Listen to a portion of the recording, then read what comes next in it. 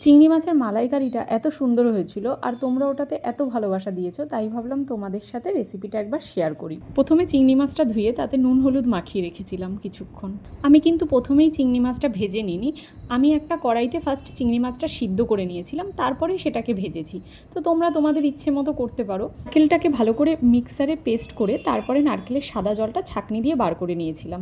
এখানে আদা, রসুন, পেঁয়াজ আর লঙ্কা একসাথে আবার মিক্সিতে পেস্ট করে নিয়েছি। কড়াইতে তেল গরম হওয়ার পরে তার মধ্যে গোটা গরম মশলা, আদা রসুনের পেস্ট দিয়ে নুন হলুদ স্বাদ মতো দেওয়ার পরে টমেটোটা দিয়ে দিয়েছি। ওটাকে মিডিয়াম ফ্লেমে 2 থেকে 3 মিনিট কষানোর পরে চিংড়ি মাছটা দিয়ে দিয়েছি। চিংড়ি মাছটা দিয়ে ওটাকে 2 থেকে 3 মিনিট ভালো করে কষাতে হবে।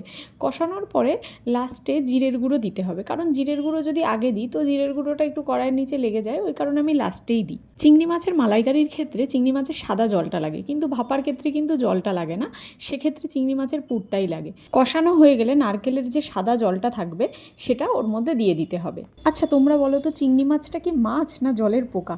আমি কিন্তু অনেকের কাছে এটা জলের পোকা হিসেবেই শুনেছি। এটাকে লো ফ্লেমে কিছুক্ষণ ঢাকা দিয়ে রেখে দিতে হবে। তেল ছেড়ে দিলে এটাতে কিছুটা চিনি আর গরম মশলা দিতে হবে। ব্যাস, তাহলেই রেডি তোমাদের চিংড়ি মাছের মালাইকারি। আর এটা কিন্তু করতে খুব কম সময় লাগে। যারা যারা আমার হাজব্যান্ডের মতো চিংড়ি মাছ ভালো খাও তারা এটাকে একবার নিশ্চয়ই ট্রাই করো, আর তোমরা জানিও এটা কেমন হয়েছে। চলো টাটা।